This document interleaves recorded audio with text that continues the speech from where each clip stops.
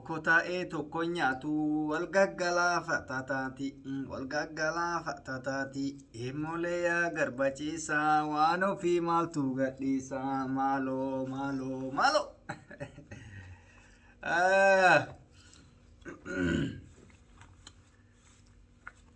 Ashama harka fuudhee daawwattoota hordoftoota Reedii Adam Tube akkam nagaa keessanii nageenyi koo kan jaalalaa fi kabajaa bakkuma isin jirtanitti isin dhaqqabu jecha egaan daawwattoota keenya har'a qophii tokko qabannee dhiyaannee jirra. Hamma xumura qophii keenyaatti nu waliin turan affeerraa keenya bara ajaa'ibaa keessa jirra beektanii bara ajaa'ibaa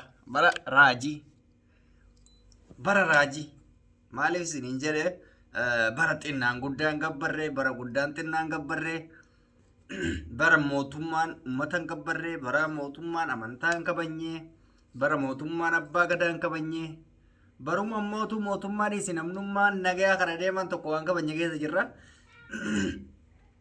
Maal jechuu barbaade suuraa ammaan tambinaal irra kaa'ee suuraa maxxansii jalqabaa irratti isiniif galche kana yoo laaltan poolisii qabee poolisiitu qabee waan sin ajaa'ibu keessa poolisiin qabuun nama ajaa'ibu amma maaliif qabuu silaa nama ajaa'ibu garuu harka duubatti dhuusun nama ajaa'iba akkamitti nama ajaa'iba saahiba kee hiriyaa kee waa'ee seeraa kan beekuu danda'u tokko silaa garuma nagayaatiin garuma seerattiin gara seeratitti deemna jetteen yookaan seera fudhattee deemta wanni akkas godhanii qabaniif maaliif dubbiin akka dursanii miti dubbiin mootummaa ammaa obbolummaan beeytu hiriyummaan beeytu firummaan beeytu dhooftetu of jalaa xooftuu hundesiitu fakkeenyaaf Dr. Abiyyi yoo fudhatte Lammaa Magarsaa kan ofii isaatii aangoo hoodhu obboleessa kiyya aangoo siif kennee jira ati biyya bulchi an Oromiyaa tanan hoogganaa jedhee akkatti fuudhee itti kenne amane zabanaa miree zarraaf jedheeni qarabaan of jalaa shut gadheetiniin gara qa'ee abbaa isaatitti ari'ee galche. Xayyibaa Hasan fuudhee Shaashamanne irraa dura mootummaa naannoo Oromiyaa turte qarabaan achi shuu godhee qa'ee haadha isiititti galche abbaa isiititti Dr. Milkeessaa nama hundaayyuu Jawaar illee fuudhee Qiliinxootti darbe. Maaliif jedhe kana hunda namichi amma biyya bulchuu fi warri isa jala hojjetullee warra mirataa hin qabne warra walii haftee walii yaaddee namni bar walitti hambifata amma guyyaa kaleessaa mee yoo argitan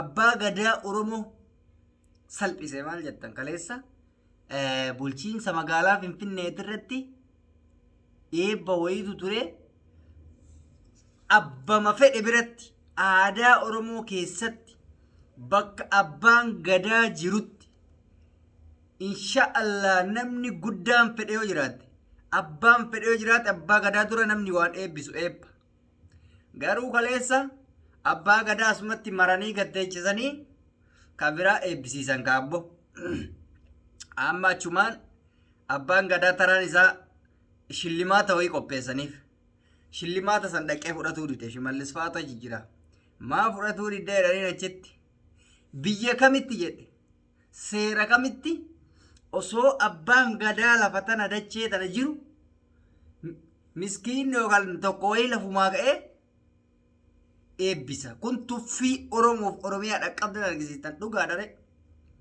Oromoon gaafni tuffatamtu gaafa abbaan gadaa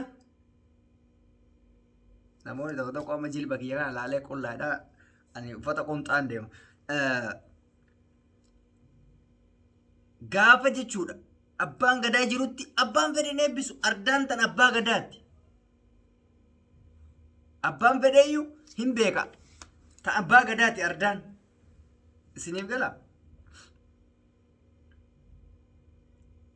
hangana tuffatamne wanniin kana hundee jechuu barbaadeef hangana tuffatamne kaan dubartii ulfaa rasaasan waxala kaan maal godha amma wanna kana hundarraa wanna ni kaasuu barbaadeef maaliif wanni dhani kana hundaa kaasuu barbaadeef maali inni beeytani miskiinnan ta'e warri biyya alaa jirtan kuni dhiirris dubartiinis deemnee galuun kennan oolu waan ta'eef gara biyya keenyaa.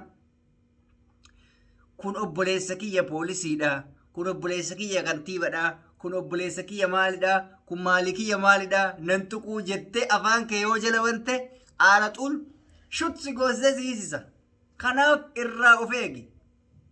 Na amane obboleessi kee dabarsee si kenna Itoophiyaatti sa'a akkanaa kanatti. Biyyattiin baddee jirti. Gara jabinaan guutamtee jirti. Seexana cimaatu biyya keenya san keessa gale. Ati miskiintittiin ta'e warqii gurratti, warqii mormatti, warqii funyaanii, sa'aatii harkaa, birrii doolaara kaan kana walitti qabattee galtaa. Ka ati shamattee biyya alaatii galteen kan inni kanuma faallaa deebisee kotorbaandii meeshaa seeran maleessa yoo siin jedhe. Seerri Itoophiyaa hin jiru deebiin kee callisuu yookaan mana hidhaatti ol darbamuu awaame Jaafar Yuusuf mana hidhaa keessa jira. Namni takka waa'ee isaan dubban. Ijoolleen dhiyoo kana muuziqaa baasna jedhanii bahanii namni 18 warra shubbistoota mana hidhaatetti dirgim jedhanii taran. Namni waa'ee isaanii dubbatu hin jiru. Namni amma ifatee waa'ee Jawaar fa'aa iyyuu dhiisee bara waan ani biyyattiin garam akka deemaa jirtu hin beeku. Inumaa iyyuu ifatee dhiisatumaanuu iyyuu jira ofirraa. Akka siyaasaan dhiifneef cunqursa. Anaan fakkeenyaaf waa'ee siyaasaan dubbadhu. Garuu cunqursaan saba kanaa na cinqa. Guyyarraa yoo ajjeefamtu, guyyarraa yoo reebamtu, yoo argitu oduu ija keetiin akkatti ilaaltu yoo callistu si cinqa. Lammiidha ka saba ka anis obboleettiin tiyya obboleessi kiyya.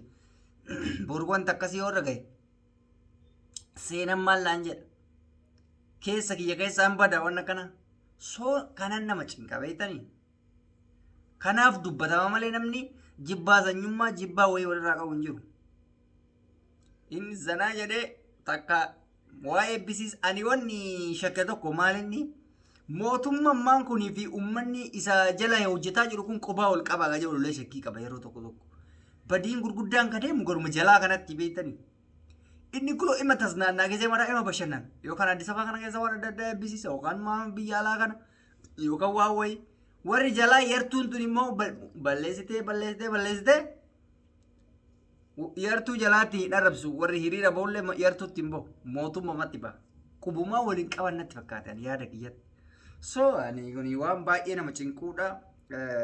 Rabbi nu haa bilisoomsu. Wal nyaatte immoo jaratti golaa nyaattu.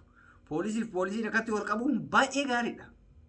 Mallaqa irratti wal qabanii beektaa amma dubbii san keessaa bahee iyyuu baranne silaa dubbii an dhufeef dhiisee kabiraatti tare. Mallaqa foorjidii kuma meeqa wajjin qabamee harka duubatti hidhanii beektaa poolisummaanuu waan nyaattu dhabdee waan dhuydu dhabdee zirfaa eegalte hanna eegalte. Kanaaf wal nyaata jirti jechuudha. Mootummaan tokko kufe ka jedhamu immoo yoo warri hojjettootaa wal nyaate waan nyaatu dhabe. Innaa kana isiniin jedha rabbi sinaa eeguun dhageessaniyyuu har'aaf turtiin ani qabu kana fakkaata. Hamma xumura qophii kiyyaatti teettanii warra na dhageeffattaniif baay'ee galatoomaa namoonni chaanaalii kiyyaaf haaraa taatan subscribe gochuun maatiin haftaa fayyaada.